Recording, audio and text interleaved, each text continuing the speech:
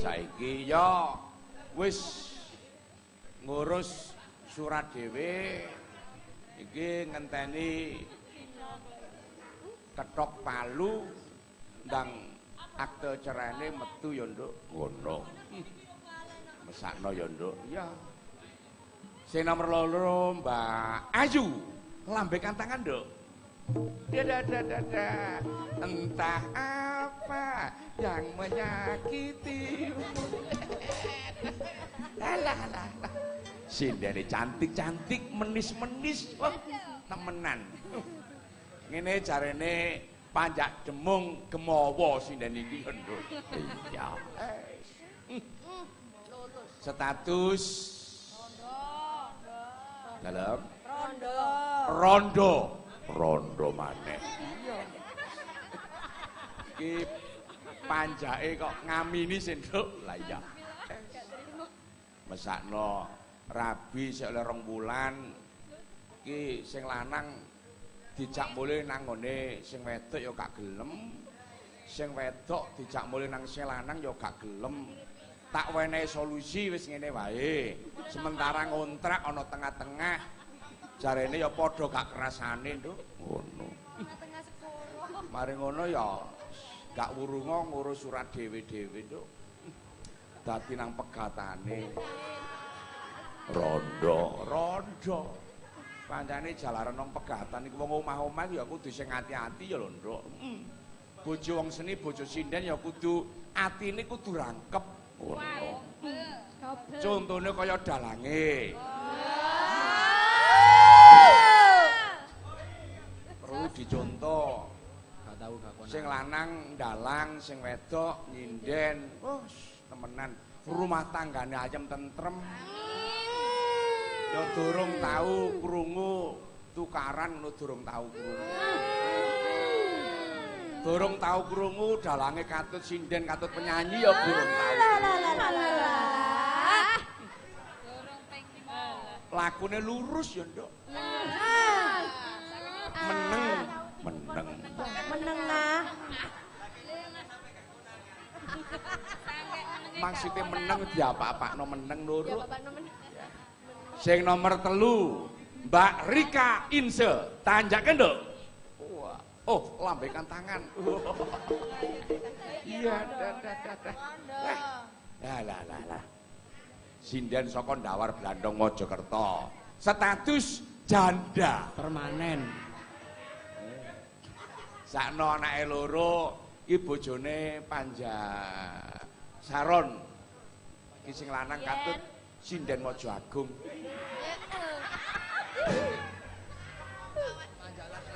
sing nomor 4 Mbak Reta lambaikan tangan nduk wah sinden saka Tarik Sidoarjo ngono paling ya dalem oh sik balesi gendakane iku nduk ketara ngono ya ning penonton sakmene kae akeh sing terkecoh karo Mbak Reta nduk ngono mosok iya niku asline banji arek ayune ngono kok banji ku nduk subalan kabeh iku sing nomor 5 lah iki sinden sakmene kae sing ayu dhewe ya iki tok nduk rondo Pak Dalang rondo kula rondo Mbak Denok Agustina iki bojone dalange rondo amin bojone dalange rondo amin ngarek ayu ini kaya ngono ya wong arek tulu-tulu ngono arek seksi ning sing nomor 6 Ibu Suparmi lah iki sadurunge ana gamelan sadurunge ana wayang Ibu Suparmi ku nyinden nduk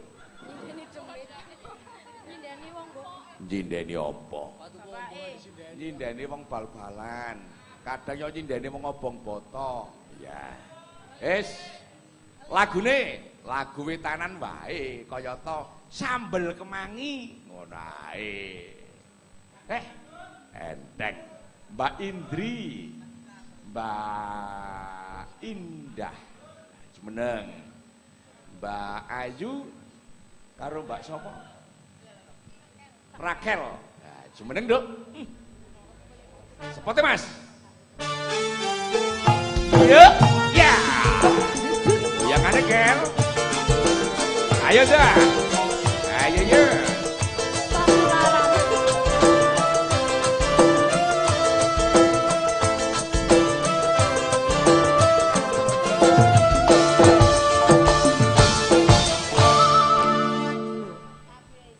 Sambel kemangi ya, Nduk. Nggih. Enggak. Ya klaturaken kagem para kadang-kadang pandemen ringgit purwa ingkang saking Karangasem Balompanggang, saking Tarik Posko 88. Uga kadangku sing saka Surabaya, Cak Pendi ditakto matur nuwun. Uga Cak Kasdi matur nuwun. Ngono. Monggo, Mas. Sambel kemangi, dados.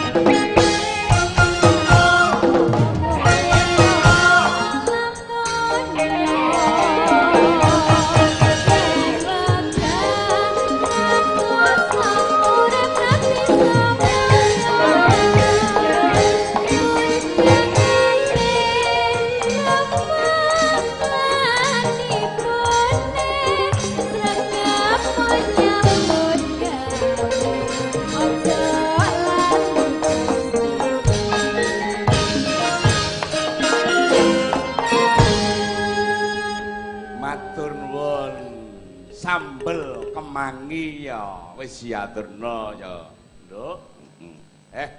Mugi lelagon punika saged ndadosaken mareming manah, saged ndadosaken jambinipun sayah kagem kadang-kadang kula ingkang siang kala wau merdamel sedinten muput ya Nduk kena kanggo jambine sayah ngono.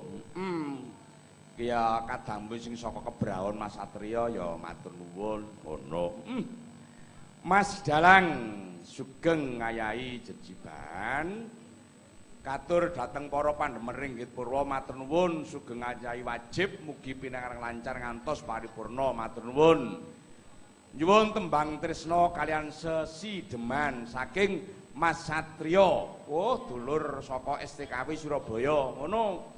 Uga kadang-kadangku adik-adikku sing saka SMKI Surabaya jurusan pedalangan ya rawuh. Matur nuwun sanget uga kadang-kadang saking STKW uga saking UNESA Surabaya ya rawuh matur nuwun sanget.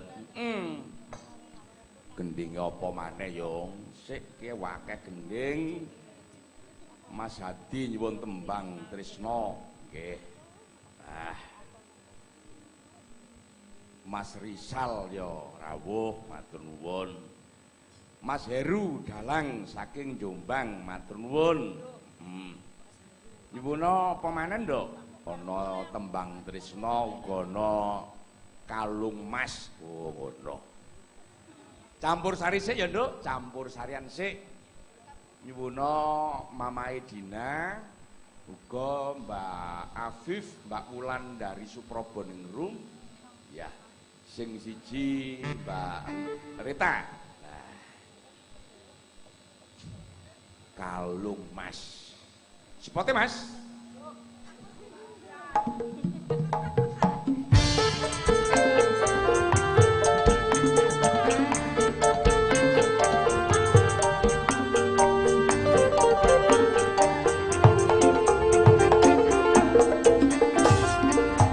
Mas Eko Purwoto matur nuwun. Kalung mas ya, Nduk. Inggih. Sapa sih, Nduk? Sugeng dalu penggemar Kembangi Jagat saking Karangasem Pak Sodik Sangkar. Terus saking Kepolisian Jawa Timur. Iya, buat teman-temanku ya. Dulur-dulur saka SMKI. Iya, saking SMKI. Adik-adik SMKI ya rawuh. Posko 88. Saking Mas Heru Jombang iki mau. Tanggoku lho iku Pak Didik. Tanggoku. Nggih. Yes. Go kadang dalang. Pepundhen kula Ki Rohmat saka Jolo Petok. Nggih, pepundhen kula Ki Kartono saking Gondang, matur nuwun. Kalung Mas lho, ben rada anget titik ngono. Ya, monggo. Menceritakan ini. Ya. Tanjake. Kalung Mas pamundhute kadang-kadang ingkang streaming wis diaturna ya, Nduk. Ngono. Ana pamundhutan Gubuk Asmara, Gubuk Asmara. Uga ana pamundhutan Sewu Kutha Ki Mbak Deni Kustia. Oh, ngono. Gubuk Asmara versi Samboyan ya, Nduk, versi Samboyan. Sing ngadeg sapa Mbak Indri karo Mbak Indah karo Mbak Vivin. Kau sing sebelah kanan Mbak Rakel, Mbak Ayu, Mbak Rika, Samboyan, Gubuk Asmara. Iki sing burine kelir ya matur nuwun, masuk tok pokoke. Ya. Monggo. Gubuk Asmara Mas Ganggang di versi Samboyan ya, Nduk.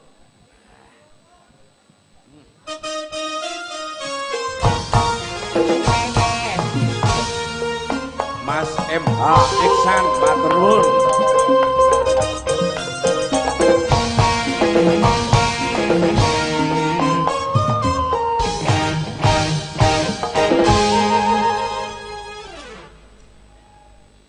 Monggo Mas.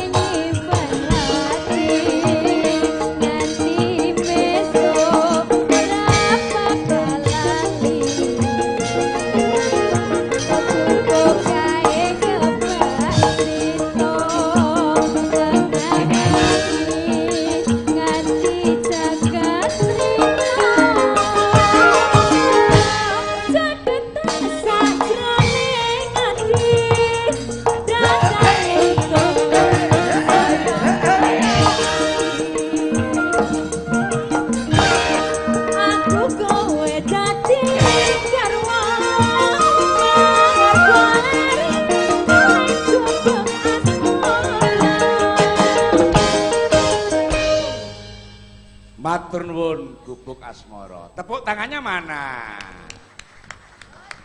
Terima kasih, terima kasih. Ki pengrawite dipandhegani dulurku dalang adikku Ki Suryono saka pucuk Ndawar Blandong. Matur nuwun. Go Cak Waras CS, go Mas Heru, uga Mas Nyambik Krisdiantoro. Matur nuwun. Ono. Ya, ki WA-ne wake banget. Diwaca wae mengko gendinge ana gara-gara ya, Nduk. Ngono. Mas Dalang kula saking rombongan Kedintang Surabaya nyuwun tembang Bengawan Solo. Salam kenal kalian rombongan saking Kedintang penggemar wayang kulit Jawa Timuran. Matur nuwun rawuhipun dulur. Oh, iki Mas Endo. Wah. Iya. Lah iki jarene sindene kok ana sing 2 giga. Ana sing 3 giga. Ana sing 5 giga jarene. Ana sing 8 giga. Ngono. Iki dikira paketan apa? Ya matur nuwun. Mas Suryadi matur nuwun. Ya, Mas Gurit matur nuwun. Uga ki Nduk ana sing nyuwun nomere sinden sing pinggirku, nomor HP-ne 085 646 888 346. Nomor sing sebelah kiri ya padha ae 085 646 888 346. Padha. Sing sebelah kiri ya 085 646 888 346. Mbak Reta ya nomere WA 085 646 888 346. Ngono. Nduk, dalem. Ya lagu sing pungkasan apa, Nduk? Ana Sarip Tambak Asa. Ki mbok menawa lho, Nduk. Ki dulurku Dalang Mas Johan, uga Mas Puguh Prasetyo, purun nyekar minggah. Ki bombonge atiku ya Nduk, bungah batinku. Monggo Ki Puguh Prasetyo. Ki ana Mbak Ana, Mbak Aliana ya rawuh matur nuwun. Sarip sakaidine. Oh iya. Mas Johan, Mas Puguh monggo. Sarip sakaidine.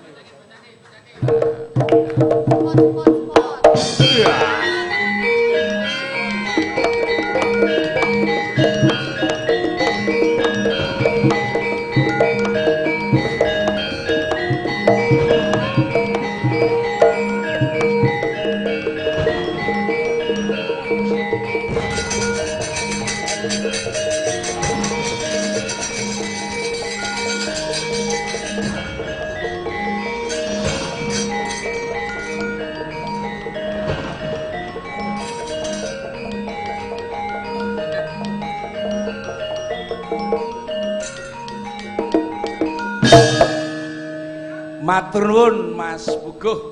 Oh, dalang kondang, dalang laris.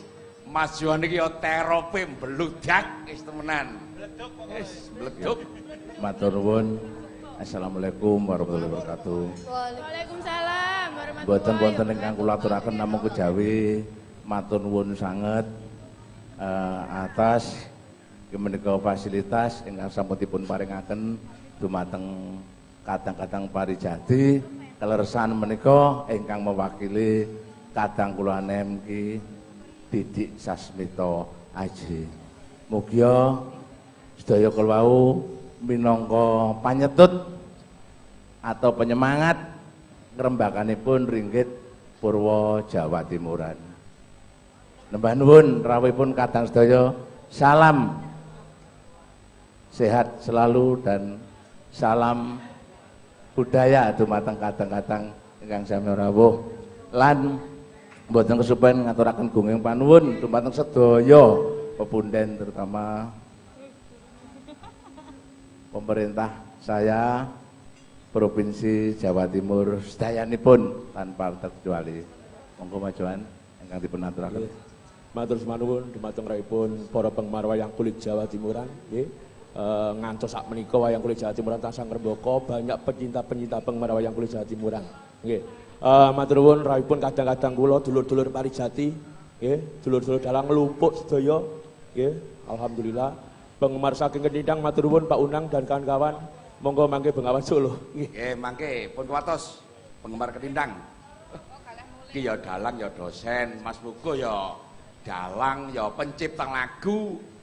Winginane ya oleh prestasi penghargaan. Wis tak persen Oleh iya. Krungu-krungu ya oleh 20 juta. Aku malah durung kecipratan belas. Iya. Ki Mas Yohan iki tase, paling isine dhuwit iku. Dhuwit panjer. Ki umpama nyangoni sinden 50-an ya pantes. Cocok. Pantes. Ambene lah ya andus ngono.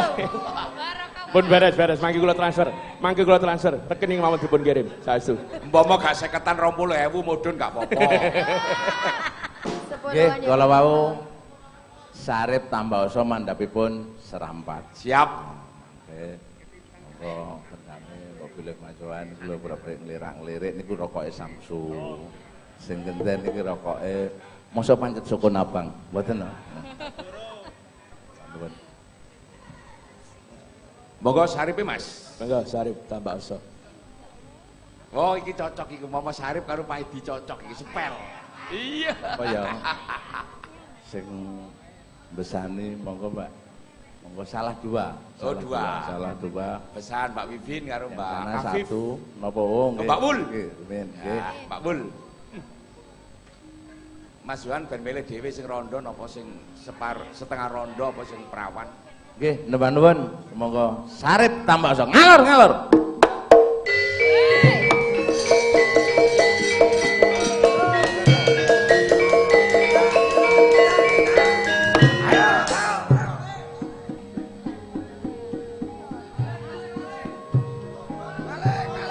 Saripe kok. Waduh.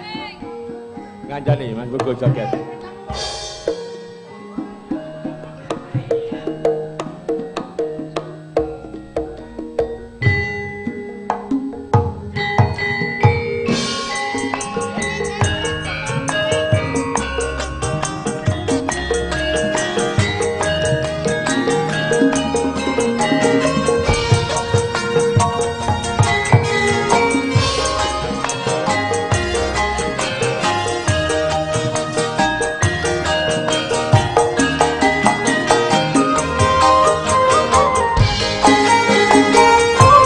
Iki crita tinggalane jaman kuno nalikane wong Jawa dijajah londo ana jagoan bela rakyat bela bangsa dari Mas Sarip ing desa Tampe Asa lurang gedangan kok dadi londo blangkonan ngantek londo tindake sawenang-wenang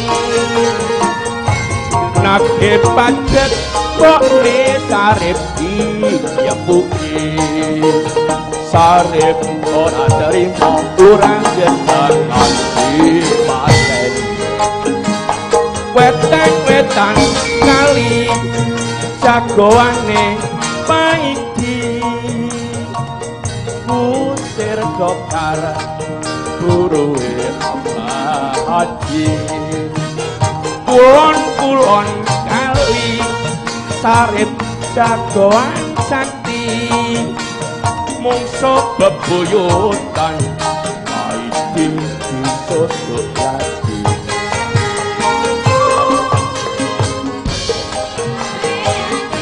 pancen malih ning asile dipake parkir miskin ojo ditiru iki sandiwara kuno Rapatke Mas. critane lodrok Sarip tambah asa pengen ngerti besone dalang krembung aku.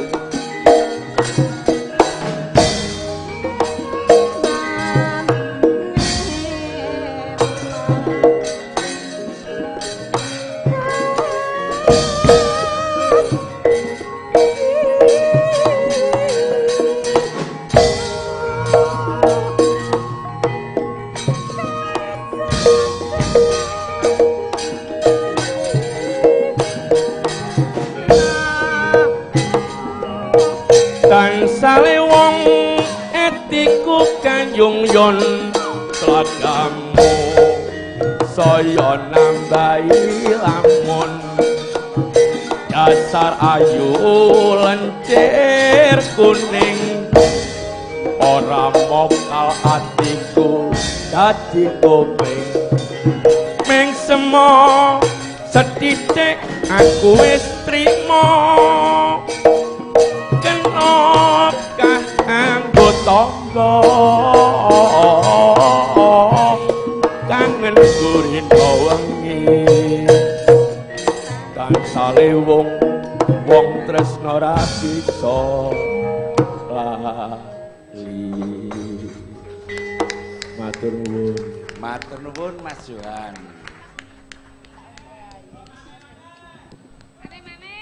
Niki Pak Johan sing dereng ngedalaken. Serekane dibuka. Wah, sing akeh awas kliru. Ketara duit selempitan iki, duit lanang iki. Wah, matur nuwun, matur nuwun, matur nuwun. Matur nuwun muga-muga tambah rezekine. Wah, kari sing kulon durung. Kari sing kulon. Pajake. Mas Ugo matur nuwun. Busana kula kali Mas Johan, nuwun. Wassalamualaikum warahmatullahi wabarakatuh. Waalaikumsalam warahmatullahi wabarakatuh. Matur nuwun. Terakhir sindene ngadeg kabeh, Nduk. Pamundutan dulur Ketintang Bengawan Solo. Ngadeg kabeh sik.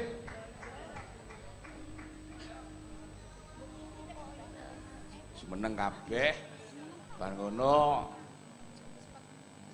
nutukno lakone ya, Nduk. Ngono. Lakone apik, apik. Engko wayange ana sing diobong, Ngono. sindene ana sing dadi, Ngono. dalange engko golong-golong pang. Mangkane aja boleh dhisik aja. Wis menan. Eman, Nduk. Wong nonton wayang ngene, Nduk, umpama nonton wayang. Iki bar jejeran mulih rejeki umpama jange oleh 1 juta ngono ya oleh 200.000. Ngono.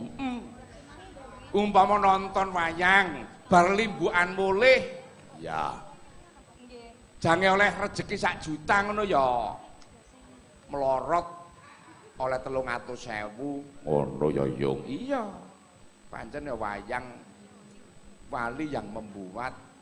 Umpama mari sabetan mari perangan mulih rejeki jangan oleh 1 juta ngono oleh 500.000. Eman ya Yung. Iya. Umpama mari gara-gara jange oleh rejeki 1 juta ngono ya malih 700.000. Ngono. Lah umpama nonton wayang nganti buyar lakone, nganti dalange mudhun terus ngeterno mulih sindene. Oh, temenan. Laris. Rezeki jangan oleh 1 juta ngono ya. Amblas. Kira-kira Saben tek. katut dikendang oleh 16. sindene. Apa maneh mari ngeterno sindene mulih. Wah, temenan. Tutuk omah ki celadu karo bojone. Ya. Ki sing keras dhisik jumeneng kabeh sik, Nduk, ben ngerti dedeke sak pira. Oh, temenan. Ya ngadeg kabeh. Wis ben gak kantuk. Sepote, Mas. Jali-jali.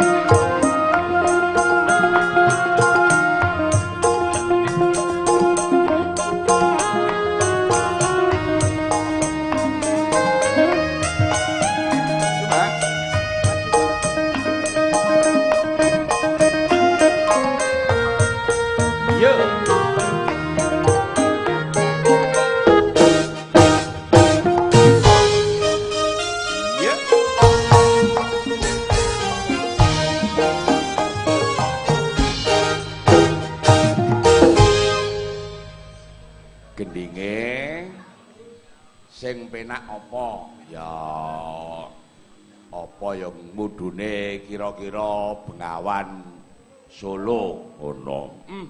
Manut sindene mang gubuk asmara ya wis diaturna ya, Nduk. Iya. Kacu kuning ya diaturna. Apa podang kuning? Nah. Podang kuning mandhape Bengawan Solo. Monggo. Ya, masuk nggih. Ya, terakhir pun kuatir limbukane ken nganti jam 3 kok, Nduk.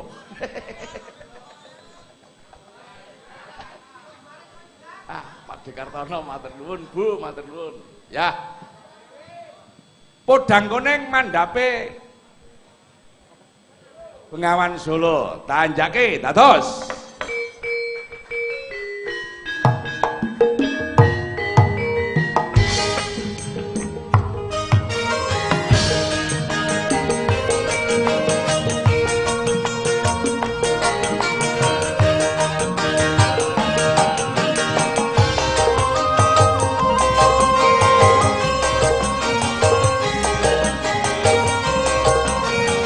Getarkan Surabaya dong, yo.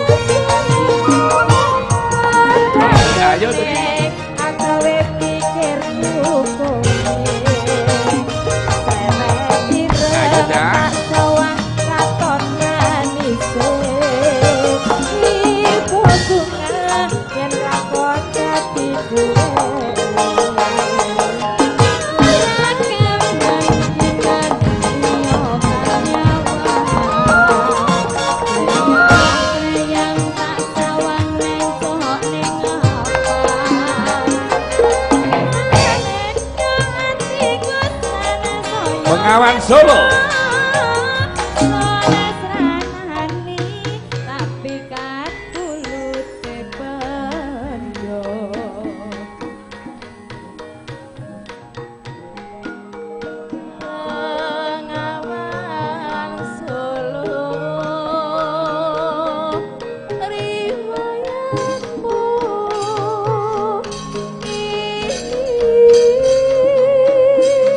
Ketintang matur nuwun grup pangdemen sadari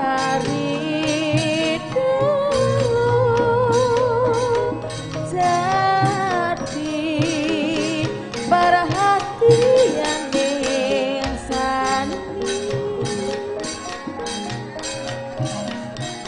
matur nuwun mugi tambah kathah rezekine.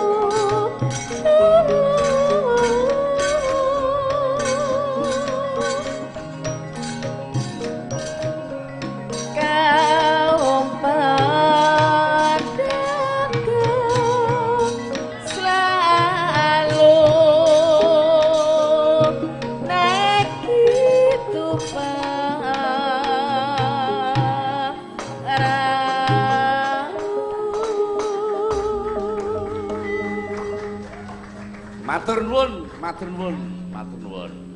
Nduk, dalem yo. Jroning suka kudu eling lan waspada. Mbok menawi wonten lagon utawi gendhing ingkang dereng saged kula aturaken mangke kula aturaken wonten gara-gara nduk. Ngono. Ya ndangdute mangke wonten gara-gara. Nduk, ayo menyang ngarsaning bendaramu ben ora didukaning marang bendaramu ya nduk. Ayo Yung tak derekno menyang bendaramu Yung. Ayo nduk, ayo nduk.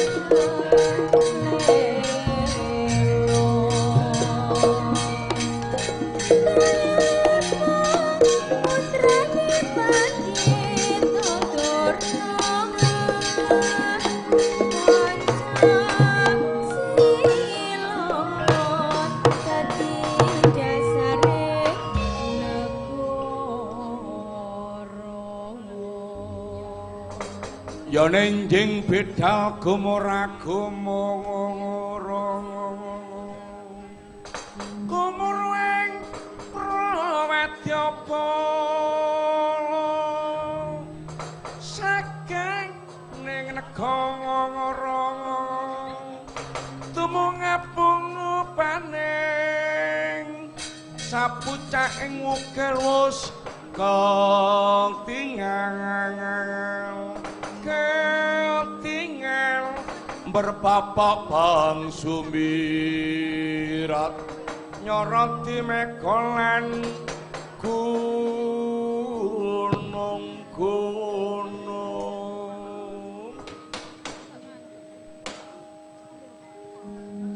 Becanang uji coleno inyayota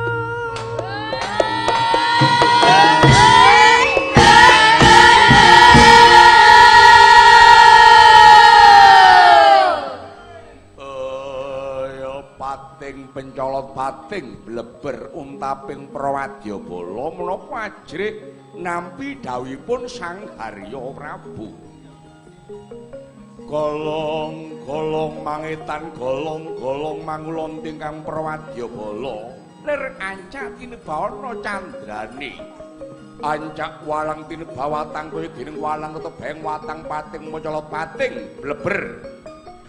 Barisane Prawadyabala sing abang kumpul padha abang candrane kaya Giri Palwaka. Giri Gunung Palwaka geni candrane kaya kawahe Gunung Merapi. Sing pote kumpul padha pote candrane kaya kuntul hane Barawa.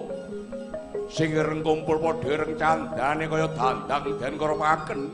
Sing kuning kumpul padha kuning candrane kaya podang ilis. Sing ijo kumpul padha ijo ketingal royo-royo barisaning Prawadyabala. Bar srapet candraning kaya sela blekiti. Sela araning watu blekiti araning semut kaya dening semut merambat. Ana watu ora ketingal watu ning ketingal barisaning Prawadyabala. Engkang wonten alun-alun uga mangkono apa mesine wong jaga negara. Padha ngumpulno akeh bekakas kaya tetumbak pigas keris bedal celurit pedang pecok garbu linggis kaman pacul gunting silet pecane botol kocap kacarita ontaping Prawadyabala nampi dawuhipun Sang Hyang Prabu kaya jebol-jebol pucuk ing Gapuralaya.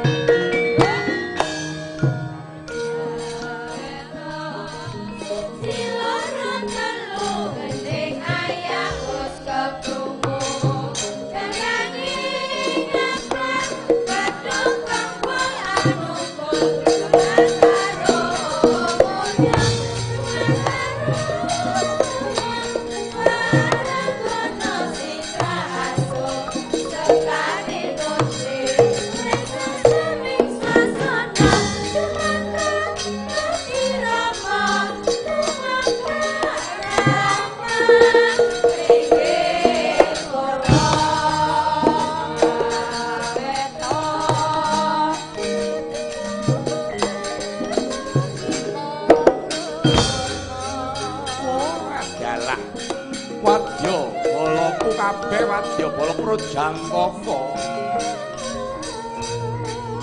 siapno gamanmu dhewe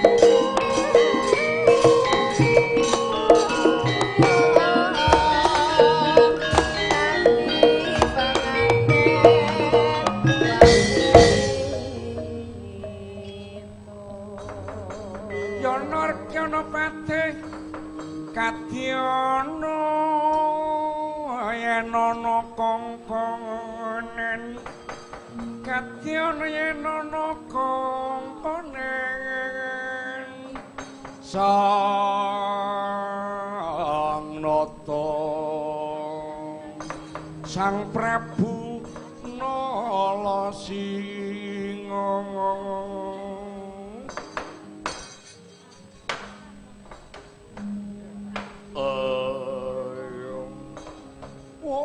adalah wadyabala projantaka ngemban dawuh Gusti Prabu Nalasinga Singanala.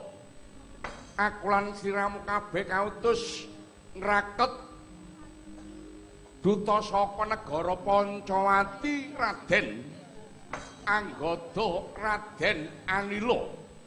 Wulinge bendaramu ayo digawe pati duta saka negara Pancawati awit Raden Anggada Raden Anila cedhak turuning Prabu Subalinata.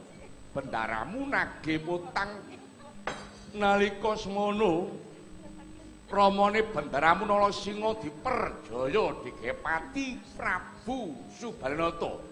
Wadyabala siapno gamanmu dhewe-dhewe aja nganti ana sing ngeri. Wetan kidul kulon lor padha dijaga. Gedhe cilik nem to aja nganti ana sing ngeri. Ngestaken dawuh dilelar daya kadigdaning Raden Anggada Anila. Budhal wadyabala